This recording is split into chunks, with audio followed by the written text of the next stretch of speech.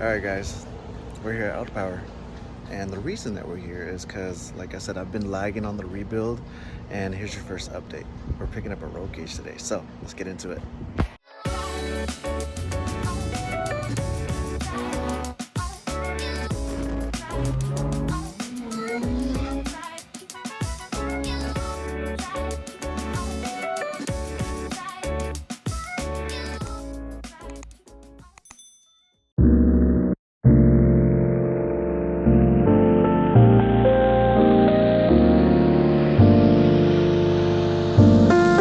This is where everything gets done. Yeah, so this is AutoPower Industries. We've been making roll bars and roll cages for over 50 years. We're a small family-owned business. The way our shop kind of works is someone calls in an order. All upstairs here, these are all our jig bars. We pull a jig bar down, we copy the jig bar, and then send out the copy and put the jig bar away.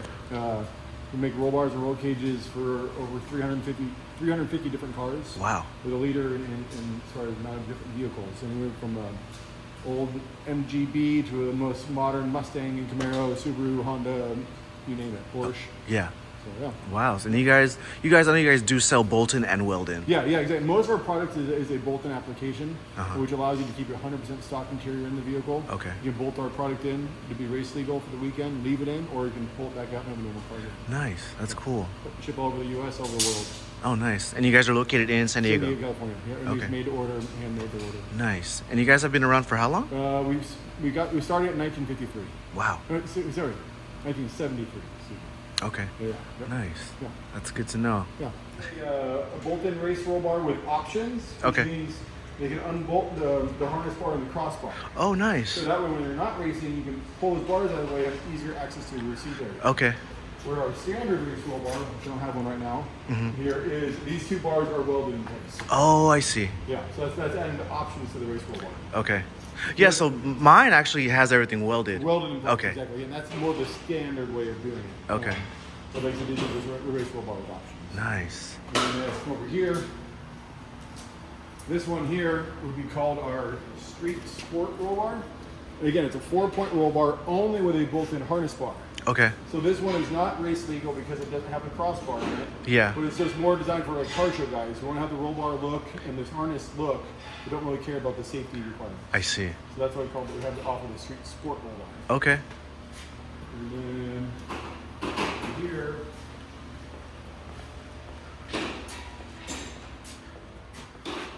This is a standard race roll bar. Like I put it before, as you can see, the harness bar and crossbar are welded in place. Oh. Yeah. So that would be our standard, most popular product line is our race roll bar. Oh, nice. Yeah. Okay. That's cool. Yep. And everything just comes Yeah, and like- finished. Exactly, raw and finished like this. The standard bolt-in products, all the fabrication work is done. You just have to bolt them in the car. Okay. The U-weld kits like you got, and like the one you see here behind us. These kits is a full 6-point cage kit, but you have to do all the cutting, grinding, and fitting and notching to install it. Uh-huh. And the reason we do it that way instead of notching it pre-hand is if you have interior or if you don't have interior, it changes how you notch it. Yeah. So this one kit will be able to handle both situations. Okay. So yeah, that's how we kind of do that.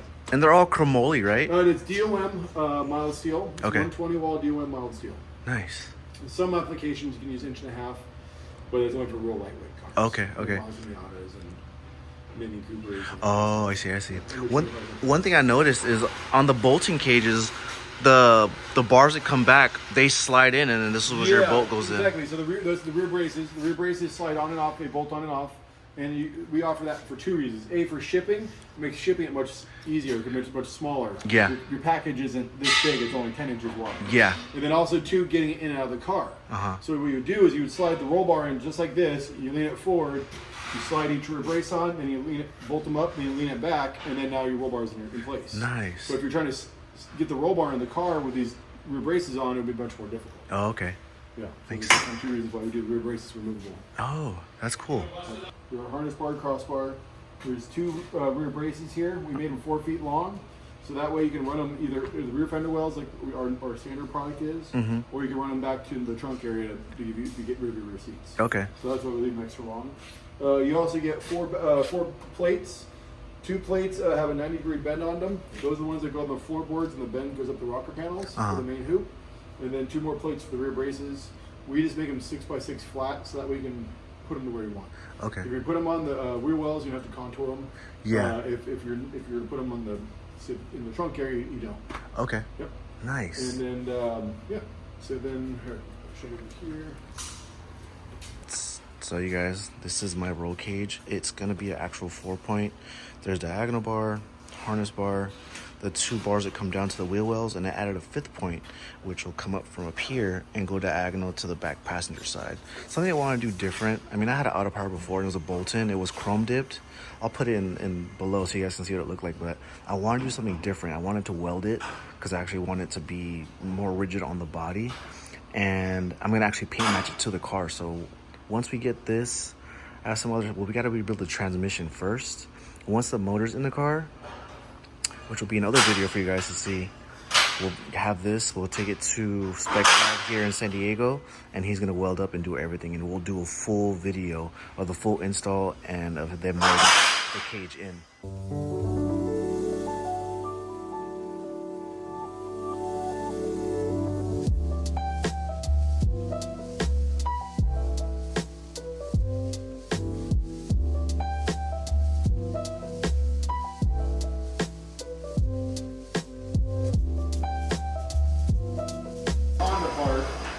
This is the 1971 Honda 600 body. Wow. With a chopped top on it.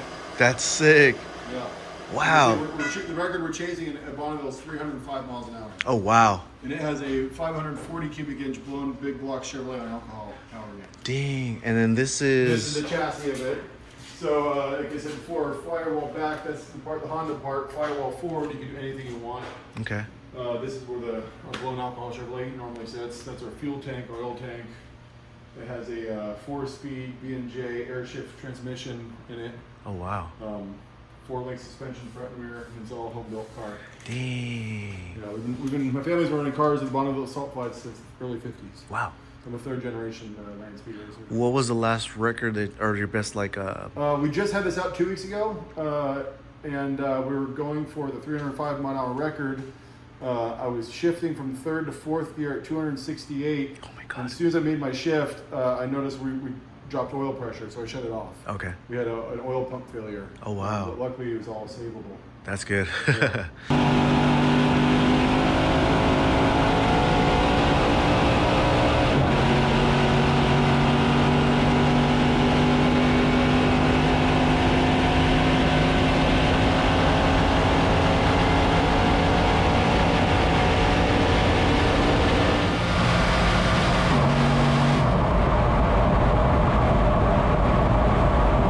And you guys fabricated everything, right? Yeah, everything's all built here at the home house.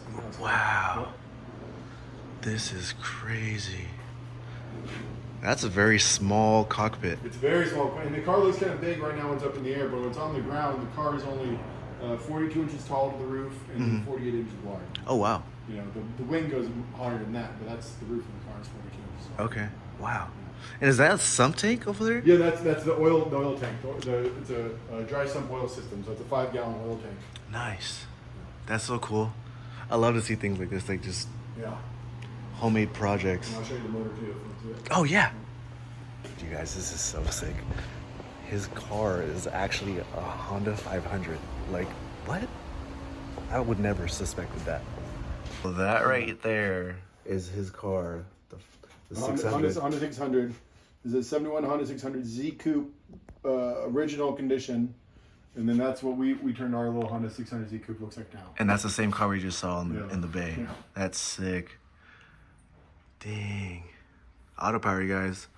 There's a lot of history behind this brand, and for safety, they've been all over the world with the roll cages, bolt-in, weld-in. If you need something custom made, you can call them, and the prices are very reasonable. I had made my order about a month ago, and they were actually, you guys were out of town, and and I came today after work to come pick up my roll cage, and I'm just like mind blown. This is where we keep our trailer. We back the trailer in, so if you know, truly fully unload the trailer. And then this is the motor itself. Like I say, it's a Chevrolet base. It's 540 cubic inch big block with a 1071 root style blower on it. It's all forged Crower crank, Crower rods, various pistons, Crower cam, Crower lifters. So wow, big heavy duty Donovan block with interchangeable sleeves. It's a water block but solid heads. Wow. We're running about 25 pounds of boost. Makes up 2,500 horsepower. Wow, that's a lot of power. Yeah. And then going 200 miles an hour. Yeah, trying to go 300 is the goal. So that's Yeah. a big goal. Wow, that's crazy. Yeah, when we dropped the oil pressure, we lost the oil pump. It hurt the connecting rods on the bearings on the connecting rods. Okay. So that's why we had to send the crank out to get polished, and that's why we're putting it all back together now. Nice. How much do you think would it cost to like actually build a car to take to the salt flats? Well, I mean, you could build a car for not that much money at all, you know, and go for a 100, 150 mile an hour record. You know? Then there's all kinds of echelons. At one of the salt flats, there's records at from 50 miles an hour up to 500 miles an hour. Wow. So it all depends on what class you're in, what size motor, what size fuel, you know. Okay. There's definitely entry level classes, but then there's higher echelon classes as well. Oh wow. Yep. Nice. That's cool to know a little history. Yeah. That's cool. Yep. Oh, this thing's gonna be heavy. Mind you guys, I gotta put this in my Lexus. This will be interesting. It should fit though. Well, we made the cage fit in my Lexus. Besides, don't mind the junk, you guys. But we got the cage in. We just gotta get the 5th bar in here, and we'll be good to go. Guys, well, I got my cage in. It's in the car. Also, if you guys are in San Diego County and you're looking to get a roll cage, hit up AutoPower. Talk to Brad. He's the one that I called. Let him know what I wanted and what car it fit for. It's usually about a 3 to 4 week process for them to actually fabricate, because they already have the dimensions already made for the cages to fit your car. So 3 to 4 weeks. They do bolt-in, they do weld-in. If you need additional bars added, you let them know like what you're trying to do. If you have a fabricator, have them weld it in, or if you're doing it yourself. You know, a lot of guys, you know, you run Safety 21, Cusco, everyone goes for, you know, a certain specific style or look that they want, whether it's behind the or through the dash, in front of the dash. I didn't want to go all the way to the front just because I'm not going to race this car. I mean, I might take it on the street, I might rip it on the street, but there's no point of me actually racing this car. Like, this is a SEMA build, so there's no point in me just getting crazy with it. Like, again, if I do anything, it's going to be on the street, at least, you know, crack some VTEC, get some freaking chirp between second, third gear, whatnot. This is a very short video, guys. I'm very sorry, but it was just to show you guys a little update on the Civic Rebuild. I've been just kind of busy just trying to get some money aside. I work full time. YouTube is another job for me, so I'm always just trying to like schedule the next feature, the next see what events are showing up. It's just a lot of work, but I appreciate you guys watching these videos. I want to update you as much as possible. The next update with the rebuild will be the transmission. So I have the transmission at the house, synchro kit, and the LSD. So the next video, we're gonna have the transmission rebuilt, and then shortly after that, I just gotta order my clutch and flywheel, which we're gonna go to OEM Plus for that. And then once we get those parts, our third video will end up being second video will actually be us pairing the motor and the block together, and then we'll be mocking up the motor in the bay. There's some stuff I want to do to the actual engine, like running the lines for the radiator, mock up, you know, brake booster, not brake booster, the clutch cylinder, the brake booster, and the brake master cylinder. Just a lot of little things that I want to get them how I want them to look before they either go off to powder coating or if I do it myself. And then I got to get some money aside because I have to get my header made. I wanted to do something different. Later on, before we actually get the header fabricated, I'll show you guys a glimpse of what the header is going to look like. It's just something very, to me, it's just, I don't want to say period correct. It's just a certain look that I love because it's kind of like a drag header. I didn't want to go with DTR. I didn't want to go with Toda. I didn't want to just do something that everybody has. I want to do something that nobody else has. That's what makes it different and kind of separates it from the rest. So we'll see you guys on the next one. Actually, in our next video, we will be at the Pad 1 for their 1-year anniversary. Go show some love and, you know, hang out, be at the shop. There's going to be some Hondas. There's going to be some Porsches, a little bit of everything. It's going to be a good show. So we'll be there. But again, you guys, thank you guys for watching. I'm sorry that I haven't posted much lately. I've just been busy with doing stuff at home, working with my kid, doing stuff with Taylor, so forgive me for that, you guys. I'm very sorry, but I'm gonna try and update you guys as much as possible. Also, if you guys haven't already, go to the website, speedoptions.co. We have a bunch of merch coming up that I have posted on Instagram. If you guys aren't already following on Instagram, same thing, speed_options_. Check it out. I'm trying to drop posts, at least three to four posts a week. And then, you know, little reels here and there. I want to start just making this, I want to turn it up a notch for you guys. I want you guys to just see a little bit of everything of what I do. I want you guys to just basically, I want to give you guys my personality. You guys probably just see me, you know, always doing a feature, doing coverage. So I want to do a little bit more than just car stuff. I want you guys to see the real me. I haven't really given you guys that, and I'm sorry. It's been 4 years since I've been doing the channel, and I feel till this day, you're like, oh yeah, his name is Rico, he's building the EG. So that, also the Integra. We're trying to figure out what we're gonna do with that. So maybe in the next couple videos, we'll update you with the Integra, if we're gonna build it or we're gonna sell it. Let me know what you guys think, because the alternator went out and we have an oil leak. And I don't know if it's the rear main or the oil pan. So I gotta figure it out, what's going on with that, and come to a conclusion if we're gonna just keep the car or sell it. So let me know in the comments, if you guys, what we should do with the Integra. But we will see you guys tomorrow at our next event or coverage for the Pad 1. So see you guys tomorrow. Peace.